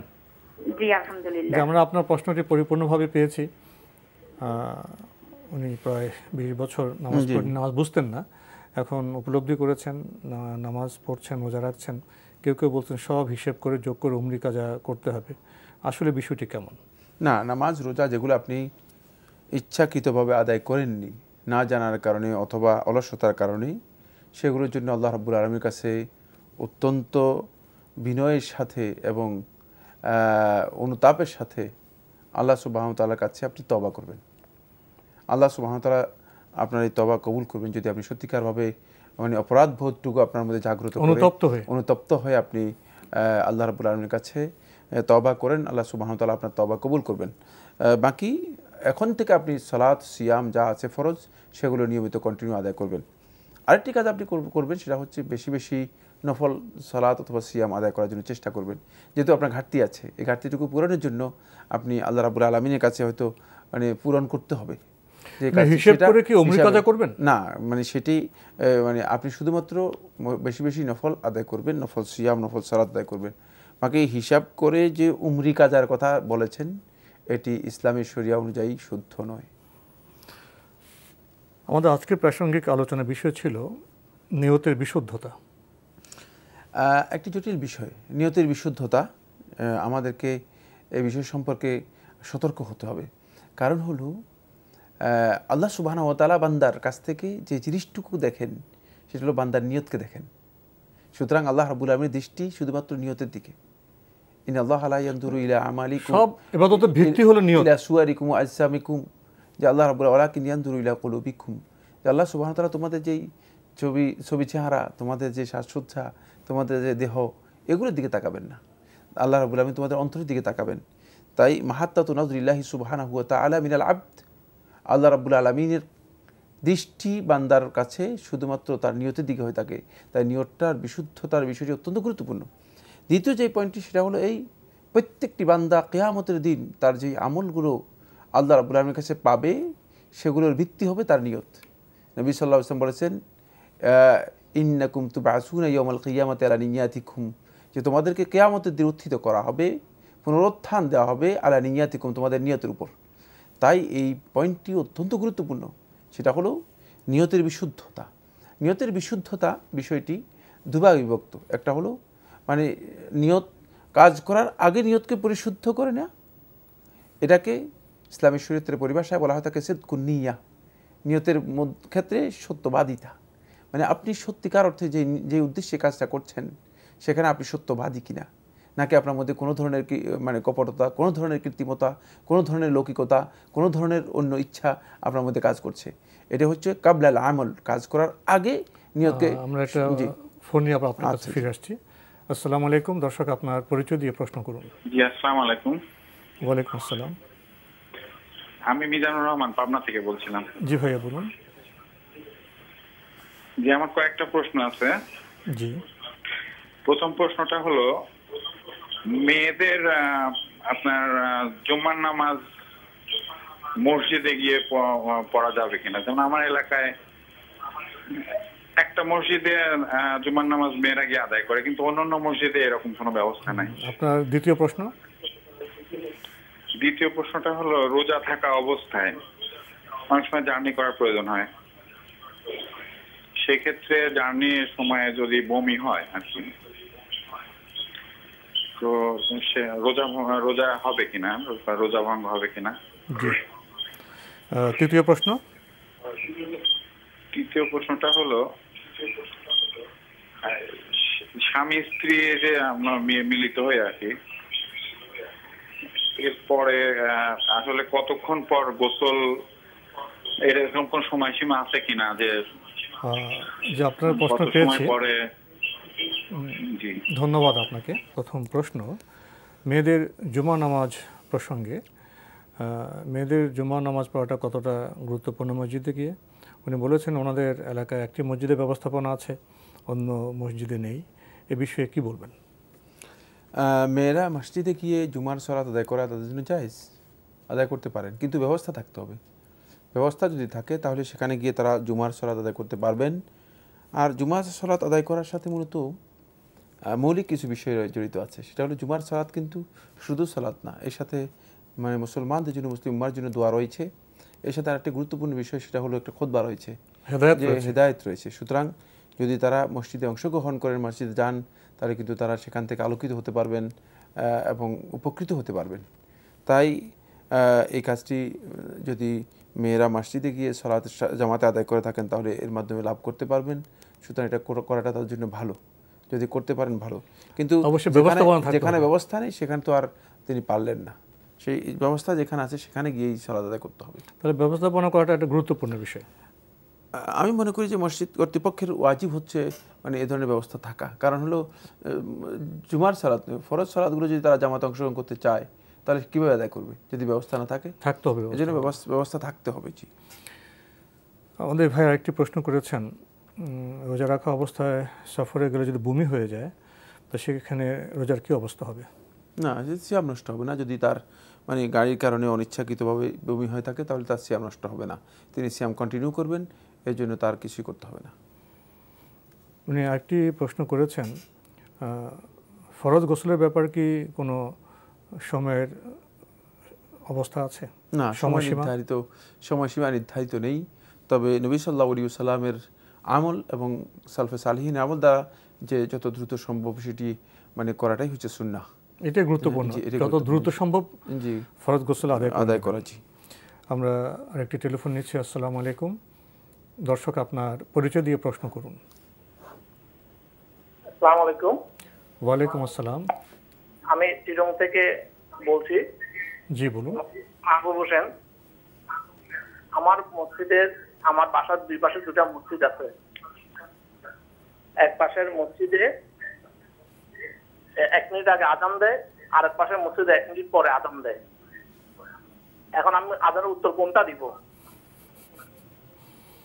আগে দুটোই দিতে হবে না প্রথম দিকে যেটা হচ্ছে সেটা? আপনার প্রশ্ন আমরা পেয়েছি। আর কোনো প্রশ্ন আছে? আর যাকাতের সিস্টেমটা 7.5 ভরি গোল্ড থাকার পরে একটু বললে ভালো হয়। একটি বিষয়, আপনার বাসার পাশে যে দুটি মসজিদ, এর মধ্যে কি একটি আপনার নিকটবর্তী নয় তুলনামূলকভাবে? এই মনে করেন 2 হাত এদিকে দিক হবে, মানে একটি তুলনামূলকভাবে আপনার অতি কাছে, আর একটি একটু দূরেই। তো ধন্যবাদ আপনাকে যে দুটি মসজিদ বাসার কাছে, একটি কিছুটা দূরে কিছুটা কাছে। 1 মিনিট পরে আজানে দুটি আজান, উনি কি দুটিরই জবাব দেবেন? না, দুটি জবাব দেবেন, কারণ আজান একটিরই জবাব দেবেন। আপনি যে কোনো একটি জবাব দিলেই হয়ে যাবে। খুব কৌতূহলী প্রশ্ন এবং খুবই এটি আমাদের খেয়াল রাখতে হবে যে মানে আজানের জবাব দেওয়ার কথা বলা হয়েছে। যে কোনো একটি আপনি আজান শুনছেন, জবাব প্রথম যেটা 1 মিনিট আগে শুনছেন, 1 মিনিট হোক 2 মিনিট হোক, এটা কোনো ব্যাপার না। যেটা আগে হচ্ছে ওটাও জবাব তো দেবেন নাকি? না, যে কোনো একটা দিলেই যথেষ্ট, কারণ এটি তেমন কোনো পার্থক্য নাই, অতিরিক্ত করার কিছুই নেই। আরেকটি প্রশ্ন করেছেন জাকাত প্রসঙ্গে, 7.5 ভরি স্বর্ণ হলে কি জাকাত দিতে হবে? হ্যাঁ, স্বর্ণের যে নিসাব, সেই নিসাব 7.5 ভরি বলা হয় তাকে। বাকি এটি মানে 7.5 ভরি মানে হিসাব কষে একেবারে হুবু 7.5 ভরি এমনটি না, সেটা হচ্ছে মূলত 85 গ্রাম। 85 গ্রাম হিসাবটা করা হয়েছে, 7.5 ভরির মতো হয়ে যায়, 7.5 ভরির কাছাকাছি অথবা এই জাতীয়। এবং এটি হলে মূলত স্বর্ণের নিসাব হবে, স্বর্ণের উপর যাকাত আসবে। বলছিলেন নিয়তের বিশুদ্ধতা প্রসঙ্গে, একটি বলছিলেন আর একটা বলতে পারেননি। নিয়তের বিশুদ্ধতার ব্যাপারে আমরা যে পয়েন্টটি বলছিলাম সেটা হচ্ছে, একটা হলো কাবলাল আমল, কাজের আগে আপনার নিয়তকে শুদ্ধ করতে হবে। এটাকে সিদকুন নিয়া বলা হয় থাকে, নিয়তের ক্ষেত্রে সত্যবাদিতা পরিভাষায় বলা হয় থাকে। আরেকটা হচ্ছে বাদাল আমল, আমলের পরে। অনেকে মনে করে থাকেন যে আমরা আমল করার আগেই তো নিয়তের বিষয়, কিন্তু আমলের পরে আবার নিয়তের বিষয়টি কী, এটি খুবই গুরুত্বপূর্ণ বিষয়। এই জন্য সালফে সালেহিনের বক্তব্য সাব্যস্ত হয়েছে, তারা বলেছেন যে কুন্না নুআলিজু নিয়া, আমরা নিয়তকে বারবার পরীক্ষা করতাম যে এই নিয়ে কীভাবে ট্রিটমেন্ট করা যায়, এটাকে চিকিৎসা করা যায় আমলের কিভাবে বিশুদ্ধ করা যায়। আমলের পরে যদি আপনি সত্যিকার নিয়তকে পরিশুদ্ধ না করেন, হতে পারে যে আমল করার পরেও আপনার আমল পণ্ড হয়ে যেতে পারে। তাই বান্দার প্রত্যেকটি আমলের অত্যন্ত গুরুত্ব বহন করে থাকে তার নিয়তের বিষয়টি, আগে এবং পরে, আগে এবং পরে দুই অবস্থায় অত্যন্ত গুরুত্ব বহন করে থাকে। তাই তিনি নিয়তকে যদি সংশোধন করতে পারেন তাহলে তার আমলটুকু আল্লাহ রাব্বুল আলামিনের কাছে গ্রহণযোগ্য হবে। নিয়ত ভুল হলে তো আমল নষ্ট হয়ে যাবে, অথচ তিনি আমল করেছেন কষ্ট করে আল্লাহর সন্তুষ্টির জন্য। আরেকটি প্রশ্ন নিয়ে, আসসালামু আলাইকুম, দর্শক আপনার পরিচয় দিয়ে প্রশ্ন করুন। আসসালামু আলাইকুম, আমি সিলেট থেকে বলতেছি, মোহাম্মদ কাবিলুর রহমান। ওয়ালাইকুম আসসালাম, জি বলুন। জি, আমার দুটো প্রশ্ন ছিল। জি, প্রথম প্রশ্ন হলো, আমার নিয়ত ছিল যে আমার প্রথম সন্তান হলে আমি মাদ্রাসায় হাফিজি পড়াবো, কিন্তু প্রথম সন্তান মেয়ে হওয়ার কারণে অনেকে বলে যে পড়াইলে নাকি বিভিন্ন ধরনের সমস্যা হয় বা ওরা হাফিজি ধরে রাখতে পারে না। সেক্ষেত্রে কি আমি স্কুলে যদি পড়াই তাহলে আমার করণীয়টা কি? ধন্যবাদ। আর দুই নম্বর প্রশ্ন হলো যে আমার ছোট মেয়ে আকিকা কোরবানির সাথে, যে আমি কিভাবে করবো বা কিভাবে করা যায়। আপনার ছোট মেয়ের আকিকা কিভাবে করবেন এই তো? জি জি, কোরবানির সাথে আর কি। কোরবানির সাথে। বয়স কত মেয়ের? মেয়ের বয়স আমার 3.5 বছর। ও, এই 3.5 বছরের মধ্যে আকিকা করেননি? জি না, করি নাই। ধন্যবাদ আপনাকে। আমার প্রথম প্রশ্ন, নিয়ত করেছিলেন যে সন্তান হলে প্রথম মাদ্রাসা দিবেন, এখন স্কুলে পড়াতে চান, এটার কি অবস্থা হবে? আমি এর অবস্থা সম্পর্কে কিছু জানি না, কিন্তু আপনি নিয়ত করেছেন, আপনি কেন নিয়ত করেছেন সেটা আপনি নিজেই চিন্তা করুন। যদি আপনি আপনার আল্লাহ রাব্বুল আলামিনের সাথে নিয়ত করে থাকেন, তাহলে এটি ভঙ্গ করা কত বড় জঘন্য অপরাধ হবে সেটা কি আপনি চিন্তা করেছেন? কেন আপনি নিয়তটুকু করেছেন সেটা আপনি নিজেই বিবেচনা করুন। অথচ আল্লাহ সুবহানাহু ওয়া তাআলা তো স্পষ্ট করে দিয়েছেন যে কোরআনের মধ্যে ওয়াফুল উকুদ, তোমরা তোমাদের চুক্তিগুলো পূর্ণ করো। তো আল্লাহর সাথে আপনি ওয়াদা করে ওয়াদাটি খেলাফ করার যে কাজটি করছেন সেটা কতটুকু জঘন্য অপরাধ সেটি আপনি একটু চিন্তা করেন। মানুষের সাথে ওয়াদা করে সেটা যদি কেউ খেলাফ করে, এটাকে আল্লাহ সুবহানাহু ওয়া তাআলা মুনাফিকের লক্ষণ হিসেবে আখ্যায়িত করেছেন। তাই এটা মানে এখন আপনি কেন নিয়ত করেছেন, কেন আপনি আবার সেটা চেঞ্জ করতেছেন, মানে এটি আপনিই ভালো জানেন। তবে আল্লাহ সুবহানাহু ওয়া তাআলার সাথে কোনো ওয়াদা কেউ করলে তার ওয়াজিব হচ্ছে সেই ওয়াদা পূর্ণ করা, অন্যথায় আল্লাহর বান্দা কিয়ামতের দিনের জন্য জবাবদিহি করতে হবে। ওনার দ্বিতীয় প্রশ্ন, ছোট মেয়ের আকিকা করতে চান, বয়স হয়ে গেছে 3.5 বছর, এখন উনি আবার কোরবানির সাথে আকিকা করতে চাচ্ছেন, কেমন বিষয়টি কেমন হবে? তাও আমি কিছু জানি না। মানে এখানে আমরা ইসলামী জীবনযাপনের জন্য আসলে মানে আমাদের ইসলাম সম্পর্কে জানতে হবে। তো আমি আন্দাজের উপর জীবনযাপন করবো কীভাবে? এক নম্বর হচ্ছে আকিকা কখন করতে হয় সেটা তো আগেই জেনে নেওয়া উচিত। একটা সন্তান মানে তার কি হক রয়েছে সেটাই যদি আমরা মুসলিম হিসেবে না জানতে পারি, আমরা ক্ষতিগ্রস্ত। আকিকায় সন্তানের কি কল্যাণ রয়েছে? আকিকার মধ্যে সন্তানের যে আপনি কি কল্যাণ মানে বাধ্যতামূলক বিষয় এর মতো, যদিও ইসলাম বাধ্যতামূলক করেনি, কিন্তু আকিকার সাথে সে মানে আবদ্ধ হয়ে থাকে। আকিকা দেওয়ার পরে সে উন্মুক্ত হতে পারে। তাই এই আকিকা 3 বছর 3.5 বছর করা হয়নি, এটা একটা ভুল কাজ। আকিকা তো সপ্তম দিনে করতে হয়, জন্মের সপ্তম দিনে, সেটা ভুল কাজ। বাকি রয়ে গিয়েছে সেটা আবার করতে চাচ্ছেন কোরবানির সাথে, মানে কি আপনার সমস্যা কোথায়? মানে আপনার যদি আকিকা করার সামর্থ্য না থাকে, কোরবানি একটা ইবাদত, আকিকা আরেকটা ইবাদত। কোরবানির সাথে কোনো আকিকা নেই। কোরবানির সাথে আকিকা করলে সেটি আকিকা হয় না, কারণ হচ্ছে আকিকা এবং কোরবানি সম্পূর্ণ ভিন্ন ইবাদত, ভিন্ন বিষয়। বাকি রয়ে গেছে যে কাজটি আপনি ভুল করেছেন, যে আপনি উচিত ছিল আকিকাটা যথাসময়ে করার জন্য কিন্তু করতে পারেননি। এখন আপনি শুধু জবে করে দিতে পারেন, জবে করে দিয়ে আপনি আল্লাহর ওয়াস্তে জবে করে দিয়ে সেটা হয়তো সাদাকা হিসেবে দান করে দিতে পারেন আপনি। বাকি আকিকার সময় কিন্তু আপনার অতিক্রম করে গিয়েছে, ঠিক হয়নি কাজটি। আমরা আরেকটি টেলিফোন নিচ্ছি। আসসালামু আলাইকুম। দর্শক, আপনার পরিচয় দিয়ে প্রশ্ন করুন। হ্যালো, আসসালামু আলাইকুম। ওয়ালাইকুম আসসালাম। আমার প্রশ্ন হলো, আমার ওয়াইফের যে স্বর্ণ আছে তা হলো 15 ভরি। এখন আমার মেয়ে এবং ওয়াইফ এই দুজনকে কি ভাগ করে দিলে কি আমার টাকা দিতে হবে?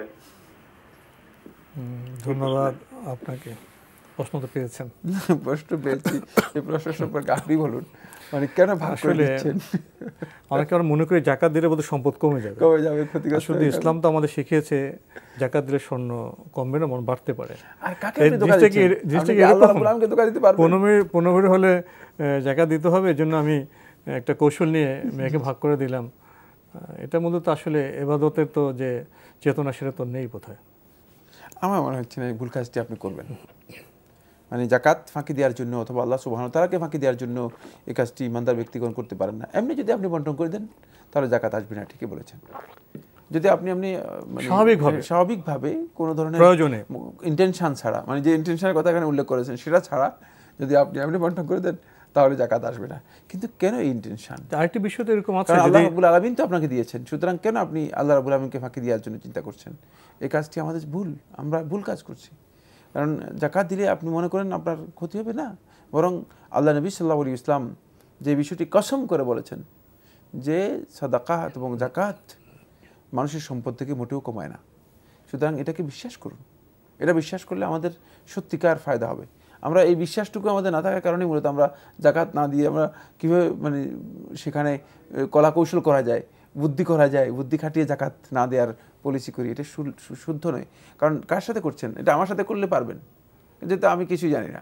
কিন্তু আমার আল্লাহ রাব্বুল আলামিনের সাথে যদি কেউ করতে যান, তিনি তো সব জানেন। সুতরাং তাকে এই মানে প্রতারণা করার বা তার সাথে এই প্রতারণার কাজে লিপ্ত হওয়ার মোটেও সুযোগ নেই। প্রসঙ্গত এখানে আরেকটি বিষয় যুক্ত করা যায়, সেটা হলো ইসলামের যে বিধানগুলো জানলে তো জীবন সহজ হয়ে যায়। এখন ব্যবহৃত স্বর্ণের জাকাত আছে কিনা এই বিষয়টি জানলে তো এই কৌশলও যাওয়ার দরকার নেই বোধহয়। সেটা তাদের আমার তো জানা নেই যে ওনারা আসলে এই সম্পর্কে কী জানেন।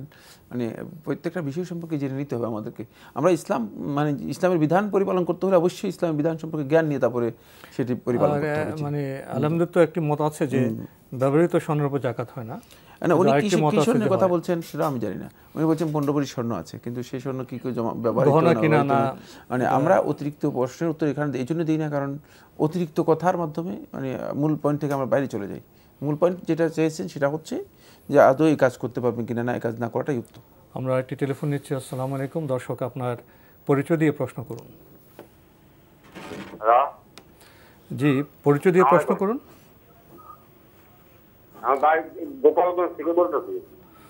জি ভাইয়া বলুন। আমার প্রশ্ন হলো যে আমি একটা হাদিসে পাইছি যে শুক্রবারের দিন মারা গেলে বারা 10,000 মাস, এটা কতটুকু সত্য? আপনি তো বললেন যে হাদিসে পেয়েছেন। জি জি। হাদিস গ্রন্থের নামটা বলতে পারবেন কোন হাদিসে পেয়েছেন? আমার নাম নঈম। না, হাদিস গ্রন্থের নাম বলতে পারবেন কোন হাদিসে পেয়েছেন এটা? ওই যে কি একটা বই, যে আপনি হাদিস গ্রন্থে পেয়েছেন না কোন বইতে পেয়েছেন? জি জি জি, হযরত মুহাম্মদ সাল্লাল্লাহু আলাইহি ওয়াসাল্লাম লেখা। কি বইটার নাম জানেন এটা? কোন একটা বইতে পেয়েছেন না? জি জি ভাই, সব বই তো আর হাদিস গ্রন্থ না। আমাদের এইসব বিষয়ে একটু সচেতন হওয়া দরকার। হাদিস গ্রন্থ কি, কোন হাদিস, আর বইতে ইসলাম সম্পর্কে কিছু লেখা হলে সেটা হাদিস কিনা, এসব বিষয়ে আমরা একটু জানলে ভালো হবে। উনি বলছেন যে শুক্রবারে উনি পড়েছেন একটি হাদিস গ্রন্থে, শুক্রবারে মৃত্যু হলে গোর আযাব মাফ হয়ে যায়। জুমার রাত্র অথবা শুক্রবার, হ্যাঁ, এর মৃত্যু ফজিলত রয়েছে, এটা ফজিলত রয়েছে। এবং আপনি বলেছেন যে কবর আযাব মানে মাফ হয়ে যায়। কবর আযাব কথাটি আসেনি, বাকি আল্লাহ সুবহানাহু ওয়া তাআলা কবর আযাব অথবা কবরের ফিতনাকে উঠিয়ে নেন তার কাছ থেকে। কবরের ফিতনার কথা হাদিসের মধ্যে এসেছে, সেটার কবরের প্রশ্ন উত্তরের যেই বিষয়টি রয়েছে। বাকি এই মর্মে হাদিস রয়েছে, এটি ফজিলতের বক্তব্য রয়েছে এবং সে বক্তব্যটুকু সহি। ফজিলত আছে, কিন্তু ওরা মাফ হয়ে যাবে এরকম স্পষ্ট ভাষ্য কি আছে? না, সরাসরি এই ধরনের বক্তব্য আসেনি, বাকি তবে মানে ফজিলত এই ধরনের কথা রয়েছে, এই কাছাকাছি কথা রয়েছে। জি, আমরা আরেকটি টেলিফোন নিচ্ছি। আসসালামু আলাইকুম। দর্শক, আপনার পরিচয় দিয়ে প্রশ্ন করুন। হ্যালো, আসসালামু আলাইকুম। ওয়ালাইকুম আসসালাম। জি, আমি বলতে চাচ্ছি যে ওযু ছাড়া কি দুরূদ শরীফ পড়া যাবে? জি, আপনাকে আর কোনো? জি না, এটাই। ধন্যবাদ আপনাকে। ওযু ছাড়া কি দরুদ শরীফ পড়া যাবে? দরুদ শরীফ ওযু ছাড়া পড়তে পারেন, কারণ সর্বাবস্থায় ওযু হয়তো অনেকের নাও থাকতে পারে, শারীরিক কারণে অনেকের মানে 24 ঘন্টা ওযু না থাকতে পারে, কিন্তু 24 ঘন্টা আপনি দরুদ পড়তে পারেন, সুতরাং এটি আপনি ওযু ছাড়াও পড়তে পারবেন। আমরা একটি টেলিফোন নিচ্ছি। আসসালামু আলাইকুম। দর্শক, আপনার পরিচয় দিয়ে প্রশ্ন করুন। হ্যালো, আসসালামু আলাইকুম। ওয়ালাইকুম আসসালাম। হ্যালো হ্যালো, আমরা আপনাকে শুনতে পাচ্ছি, পরিচয় দিয়ে প্রশ্ন করুন। হ্যাঁ, আসসালামু আলাইকুম। ওয়ালাইকুম আসসালাম। আমার নাম বিনা পারভিন, ঢাকা বাসাবস্তি। জি বলুন। হ্যাঁ, আমার প্রশ্ন হচ্ছে মেয়েদের মানে বাবার বাড়িতে গেলে নামাজে পড়তে হয় কিনা? কি মেয়েরা কোথায় গেলে মানে বাবার বাড়িতে কসর নামাজ হয় কিনা? আচ্ছা আচ্ছা আচ্ছা, বাবার বাড়িতে কসর নামাজ। ধন্যবাদ আপনাকে। পেয়েছেন তো প্রশ্ন? না, নিজের বাড়িতে যখন যাবে তিনি কসর সালাত আদায় করবেন না, সুতরাং এখানে তার কসরের কোনো দরকার নেই, তিনি একামতের নিয়ত করাটাই হচ্ছে সুন্নাহ। আমরা আরেকটি টেলিফোন নিচ্ছি। আসসালামু আলাইকুম। দর্শক, আপনার পরিচয় দিয়ে প্রশ্ন করুন। আপনি কি লাইনে আছেন? পরিচয় দিয়ে প্রশ্ন করুন। দুঃখিত, আপনার ডায়ালকৃত টেলিফোন লাইনটি বোধহয় কেটে গেছে। আমাদের আজকের প্রাসঙ্গিক আলোচনার বিষয় ছিল নিয়তের বিশুদ্ধতা। নিয়তের বিশুদ্ধতার বিষয়ে আরেকটি কথা আমরা বলবো, সেটা হচ্ছে মূলত নিয়তের উপর নির্ভর করে আপনার আমলের দুটি জিনিস। একটি হচ্ছে সিহাতুল আমল, আমলটা শুদ্ধ হবে কিনা, আর একটি হচ্ছে কাবুলুল আমল, আমলটা গ্রহণযোগ্য হবে কিনা। আল্লাহ নবী সাল্লাল্লাহু আলাইহি ওয়াসাল্লাম সহিহ বুখারীর প্রথম হাদিস ইরশাদ করেছেন, ইন্নামাল আমালু বিন্নিয়াত, যে আমলসমূহ মূলত নির্ভর করে নিয়াতের উপর। নিয়তটা যদি আপনার ঠিক হয় তাহলে আপনার এই আমলটা আল্লাহ রাব্বুল আলামিনের কাছে সহিহ হবে, গ্রহণযোগ্য হবে। আর নিয়ত যদি আপনার শুদ্ধ না হয় তাহলে আপনার আমল সেটি গ্রহণযোগ্য হবে না। বাকি এই নিয়তের বিষয়টি, যেহেতু আল্লাহর বান্দাগণ নিয়তের যে সম্পর্ক রয়েছে, সম্পর্কটা অন্তরের সাথে সম্পৃক্ত, ফলে আমরা লক্ষ্য করেছি যে সুফিয়ান সাউরি রহমতুল্লাহ আলাইহি থেকে বর্ণিত হয়েছে, তিনি বলেছেন যে আমার কাছে সবচেয়ে বেশি কঠিন কাজ যে কাজটি, সেটি হচ্ছে নিয়তকে সংশোধন করা, পরিশুদ্ধ করা। তার কারণ নিয়তকে পরিশুদ্ধ করতে গেলে নিয়ত সবসময় পরিবর্তনশীল হয়ে যায়। আসাদ্দু তাকাল্লুবান আলাইয়া, তিনি বলেছেন যে আমার কাছে সবচেয়ে বেশি পরিবর্তনশীল মনে হয় নিয়তটা। কারণ খুবই গুরুত্বপূর্ণ, সচেতন থাকতে হবে আমাদের। একটি প্রশ্ন নিয়ে আবার আপনার কাছে ফিরে আসছি। আসসালামু আলাইকুম। দর্শক, আপনার পরিচয় দিয়ে প্রশ্ন করুন। আসসালামু আলাইকুম। ওয়ালাইকুম আসসালাম। জি বলুন। আমি এই হাজী মোহাম্মদ শাহ আলম বলতেছি, ফেনী ডাগরমিয়া থেকে। জি ভাইয়া বলুন। জি, আমাদের এই যে আমাদের দেশে কিছু লোক যে সৌদি আরবের সাথে মিলাইয়া রোজাটা রাখে, এটার বহির্গত কিছুরা এই জিনিসটা জানতে চাইতেছি। আর 2 নম্বর প্রশ্নটা হইলো, কিছু সংখ্যার লোক আছে মাইক দিয়ে আজান দিলে ওই মসজিদে নামাজ পড়া নাকি জায়েজ না, এই দুইটা জিনিস আমি জানার জন্য আপনাদের কাছে চাইছি। ধন্যবাদ আপনাকে, আপনি খুবই গুরুত্বপূর্ণ প্রশ্ন করেছেন। কিছু লোক সৌদি আরবের সাথে মিল রেখে রোজা রাখে, এই বিষয়টা কেমন? আপনি যেহেতু কিছু লোক বলেছেন, মানে তাহলে বোঝা যাচ্ছে যে খুব অল্প সংখ্যক লোক, সুতরাং এ নিয়ে আসলে এত মানে বাড়াবাড়ি করার আপনার প্রয়োজন নেই। তাদেরকে তাদের অবস্থায় ছেড়ে দিন। তাদের এই কাজটি তাদের ব্যক্তিগত ইজতিহাদ, ব্যক্তিগত গবেষণা। ব্যক্তিগত গবেষণার ক্ষেত্রে মানুষ ভুলও করতে পারে। আর এই দৃষ্টিভঙ্গিটা মূলত শুদ্ধ দৃষ্টিভঙ্গি নয়, বা হাদিসের যেই সুস্পষ্ট নির্দেশনা, যে আমরা কোরআন এবং হাদিসে যে নির্দেশনা আছে, যে নির্দেশনা পেয়েছি, সেই নির্দেশনার আলোকে মূলত এটি শুদ্ধ তরিকা নয়, শুদ্ধ তরিকা নয় যে কয়েকজন ঈদ পালন করবে, কয়েকজন সিয়াম পালন করবে। না, আমরা তো আমাদের জনপদে চাঁদ উঠলে চাঁদ দেখে আমরা রোজা রাখবো, ঈদ করব না। সিয়াম এবং ঈদের ব্যাপারে রাসূল সাল্লাল্লাহু আলাইহি ওয়াসাল্লাম বলে দিয়েছে এটা কালেকটিভ, সবাই রোজা রাখবে। ওয়াল ফিতরু ইয়াওমা ইফতিরুন নাস, যে ফিতর ঈদ করবে সেটা যখন মানুষ ঈদ করবে তখন। সুতরাং এটা রাসূলুল্লাহ সাল্লাল্লাহু আলাইহি ওয়াসাল্লামের নির্দেশনার পরিপন্থী কাজ। আমাদের দেশে তো আপনার চাঁদাকা কমিটি আছে, সরকারের ব্যবস্থাপনা আছে, একটা শৃঙ্খলা আছে, সেটা মেনে ঐক্যবদ্ধভাবে ঐক্যের চেতনায় রোজা রাখা এবং ঈদ করা, তো এটা আমাদের জন্য খুবই গুরুত্বপূর্ণ বিষয়। জি। আরেকটি প্রশ্ন করেছেন, কেউ কেউ মাইকে আজান দিলে আপত্তিকর মনে করেন, এর কোনো ভিত্তি আছে?